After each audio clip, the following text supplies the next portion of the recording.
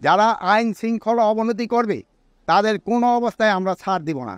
ভবিষ্যতে যদি তারা আবার চেষ্টা করে তাদের যে হাত এটা আমরা কিন্তু ভেঙে দিব, এই যারা আইন শৃঙ্খলা অবনতি করতে চায়। হাত নাকি আপনি কি মাস্তান নাকি আমার মতো অ্যাক্টিভিস্ট?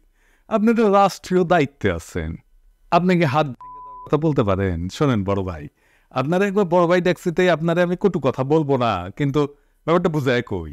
কারণ রাষ্ট্র, রাজনীতি, পলিটি, জনগণের সাথে রাষ্ট্রের সম্পর্ক, আইন, এই সমস্ত বিষয়গুলো বোধহয় আপনার বোঝা নাই, সরগর হয় নাই। আপনি রাষ্ট্রের নির্বাহী একজন, আপনার সাথে রাষ্ট্রের শক্তি আছে, আপনি শুধু একা না, আপনার সাথে রাষ্ট্রের শক্তি আছে। রাষ্ট্রের সেই শক্তিটা আপনার ব্যক্তিগত শক্তি না, সেটা জনগণের সার্বভৌম শক্তি। যেই জনগণ সেই সার্বভৌম শক্তি আপনারে দিচ্ছে রাষ্ট্রের মাধ্যমে, সেই জনগণকে হাত ভেঙে তার দায়িত্ব বা অনুমোদন দিচ্ছে, দেয় নাই। আমি একজন ইন্ডিভিজুয়াল, আমি রাষ্ট্রে কোনো ক্ষমতা নেই নাই, তারপরে তো আমি গুন্ডার মতো আচরণ করতে পারি না, কারণ আমি আমার সার্বভৌম ক্ষমতা রাষ্ট্রের কাছে অর্পণ করছি।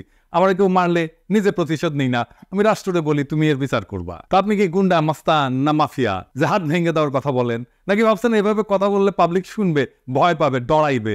জি না, ডরাইবে না।